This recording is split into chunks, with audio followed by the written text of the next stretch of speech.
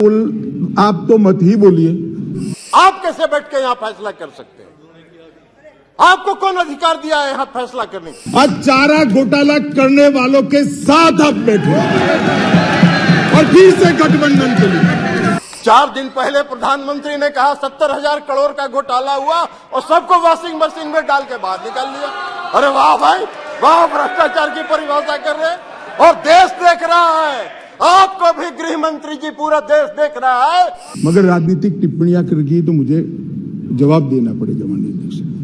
फिर भी आप बोलने में बात नहीं आ रहा है, फिर भी आप बोल रहे। तो लोक लाज जब आप ताखे पर रख दीजिएगा तो यही होगा। जेडीयू का जन्म ही आरजेडी का विरोध करने के लिए हुआ। बैठिए बैठिए ना बाबा, आप जाइएगा। मंत्री जी ने अभी इस बिल को पेश करते हुए कई संवैधानिक बातों का उल्लेख किया। उन्होंने सुप्रीम कोर्ट के कुछ पारा का भी उल्लेख किया, लेकिन शायद उन्होंने इस बात का उल्लेख नहीं किया कि इस देश में संविधान के प्रावधानों की व्याख्या करने का अधिकार इस देश के सर्वोच्च न्यायालय को है और सर्वोच्च न्यायालय के संविधान पीठ ने 11 मई के अपने फैसले में इसकी विस्तृत व्याख्या की। उन्होंने पढ़ा, कई प्रावधान पढ़े, कई पारा पढ़े, लेकिन जो उनकी सुविधा के मुताबिक उनको सूट करता था वो पारा उन्होंने पढ़ा। पूरे जजमेंट को नहीं पढ़ा उन्होंने। पूरे जजमेंट में विस्तृत तौर पर सर्वोच्च न्यायालय ने इसके दिल्ली के क्षेत्राधिकार के मामले में व्याख्या की है, संविधान की व्याख्या की है, कानून की व्याख्या की है। लेकिन आपको बैकडोर से शासन करना था। 11 मई को जजमेंट आता है, 19 मई को सुप्रीम कोर्ट बंद होने वाला है, 19 मई को आप अध्यादेश लाते हैं और उसके पहले आप सुप्रीम कोर्ट में रिव्यू पिटीशन फाइल करते हैं। ये लोकतंत्र है क्या? इसी को लोकतंत्र कहते हैं। ऐसे ही लोकतंत्र को आप चलाना चाहते हैं? सभापति महोदय, लोकतंत्र चलता है लोकलाज से और इस सरकार ने सारे लोकलाज को ताखे पर रख दिया और डुबो के इस दिल्ली में शासन करना चाहते हैं। आप बैकडोर से शासन करना चाहते हैं। अभी माननीय गृह मंत्री जी ने बिल को पेश करते हुए कहा कि दिल्ली की सरकार 2015 में ऐसी बन गई कि जो भ्रष्टाचार के मामले में जिसका काम ही नहीं है सेवा करना। अरे सेवा दिल्ली की सरकार जनता की सेवा कर रही है कि नहीं कर रही है, यह फैसला तो करने का अधिकार दिल्ली की जनता को। आप कैसे बैठ के यहां फैसला कर सकते हैं? आपको कौन अधिकार दिया है यहां फैसला करने की? चुनाव तो आप भी लड़ते हैं दिल्ली में, लेकिन आप 3 सीट पर सिमट जाते हैं, 3 सीट पर सिमट जाते हैं और उसके बाद भी कहते हैं कि वाह भाई दिल्ली में जो सरकार है उसको सेवा का काम ही नहीं कर रही है। कौन सा काम आप व्याख्या कर रहे हैं? आपने दिल्ली के एमसीडी को सारे लोगों को मिला के एक एमसीडी किया, क्या हुआ? हसर आपका दिल्ली के एमसीडी के चुनाव में भी आप हार गए, फिर भी आप बोलने में बात नहीं आ रहा है, फिर भी आप बोल रहे। तो लोक लाज जब आप ताखे पर रख दीजिएगा तो यही होगा, क्योंकि आपने लोकतंत्र को समाप्त करने का निर्णय किया। सारा तो स्पष्ट कर दिया सुप्रीम कोर्ट ने। फिर आपको क्या अध्यादेश लाने की जरूरत पड़ी? क्यों आप इंतजार करते रहे? आपने रिव्यू पिटीशन फाइल किया था, तो रिव्यू पिटीशन जब आप फाइल किए थे तो रिव्यू पिटीशन का आप इंतजार करते। रिव्यू पिटीशन में सुप्रीम कोर्ट का क्या फैसला होता है, लेकिन नहीं, आपने इंतजार नहीं किया।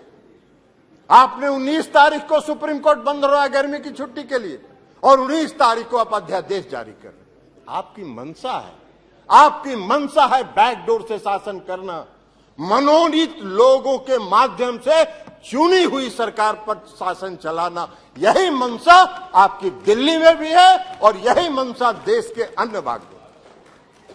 ये कौन सा शासन आप चला, कौन सा लोकतंत्र स्थापित करना चाहते हैं? अभी चर्चा कर रहे थे माननीय गृह मंत्री जी, गठबंधन की चर्चा कर रहे थे, इंडिया की भी चर्चा कर रहे थे। अब इंडिया का फोबिया तो उनको समा गया है, इसलिए कि आज तक तो कभी इन्होंने एनडीए की बैठक नहीं की, आज तक कभी नहीं हुआ था। लेकिन जिस दिन इंडिया की बैठक बंगलोर में हो रही थी, उसी दिन इन्होंने एनडीए का बैठक किया। अरे भाई, आपको तो उस फोबिया से आप ग्रस्त हैं, आप उस फोबिया से ग्रस्त हो गए हैं और आपकी विदाई होने वाली है, तो इसलिए भ्रष्टाचार की बात कर रहे हैं। बैठिए, बैठिए ना बाबा, आप जाइएगा, विदाई होगा आपका। चलिए बैठिए, भाषण दे रहे हैं। बैठिए, आप बोलिए ना, आप उधर ध्यान मत दीजिए। राजीव रंजन जी, उधर ध्यान मत दीजिए। Address the chair only, address the chair only. कर रहे हैं, केवल आपकी बात रिकॉर्ड में जा रही है, किसी अन्य की बात रिकॉर्ड में नहीं जा रही है। आप please address the chair and please सभापति and try to conclude also please. इसलिए सभापति महोदय, इसीलिए प्लीज सभापति सिट डाउन, महोदय, प्लीज सिट डाउन। इसीलिए no no no no no, बैठिए, आप बैठ जाइए, आप बैठ जाइए प्लीज, आप बोलिए। इसीलिए सभापति महोदय, अभी माननीय गृह मंत्री जी चर्चा कर रहे थे, अभी गृह मंत्री जी चर्चा कर रहे थे।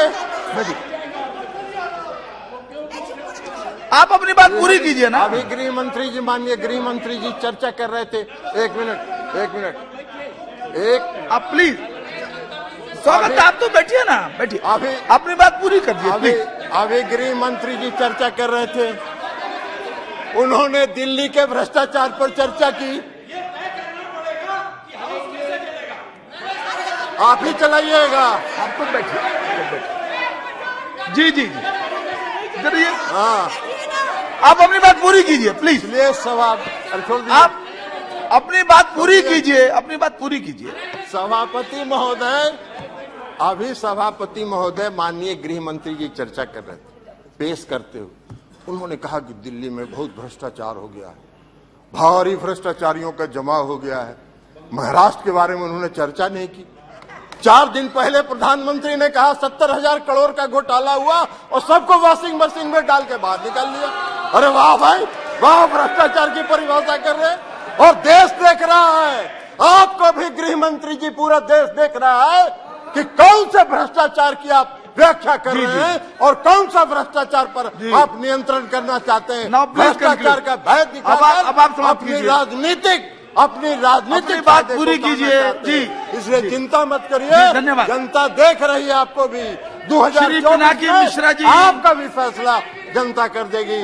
और इसी के साथ अरे कैसे खत्म हुआ? आपने अभी तो कर दिया भाई। नहीं, हो गया ना पूरा, अभी नहीं कंक्लूड करने कीजिए। माननीय अध्यक्ष जी, कुछ सदस्यों ने टिप्पणियां करी है, मैं जरूर जवाब देना चाहता हूं। मैं तो सीधा साधा भाषण करने आया था नियमों के अनुसार, मगर राजनीतिक टिप्पणियां कर की तो मुझे जवाब देना पड़ेगा। माननीय अध्यक्ष, राजीव रंजन जी ने कहा कि लोकलाज होनी चाहिए, लोकलाज होनी चाहिए। राजीव रंजन जी, लोकलाज आप तो मत ही बोलिए, क्योंकि जिस चारा घोटाले को लेकर बिहार की जनता के सामने गए थे, आज चारा घोटाला करने वालों के साथ आप बैठे और फिर से गठबंधन के लिए। लोकलाज आपके मुंह में अच्छा नहीं लगता। माननीय अध्यक्ष जी, ये जो गठबंधन बना है यूपीए का, ये यूपीए का गठबंधन नहीं है, ये सत्ता के स्वार्थ के लिए बना है। बंगाल में माननीय अध्यक्ष जी, कम्युनिस्ट पार्टी, तृणमूल कांग्रेस और कांग्रेस तीनों लड़ती है। हर रोज ममता जी को हमारे अधीर रंजन जी क्वेश्चन करते रहते हैं, मगर बेंगलोर में साथ में बैठेंगे। जेडीयू और आरजेडी, जेडीयू का जन्म ही, माननीय अध्यक्ष जी, जेडीयू का जन्म ही आरजेडी का विरोध करने के लिए हुआ। यूनाइटेड जनता दल तोड़ दिया, वो जेडीयू आज सत्ता प्राप्त करने के लिए गठबंधन में है।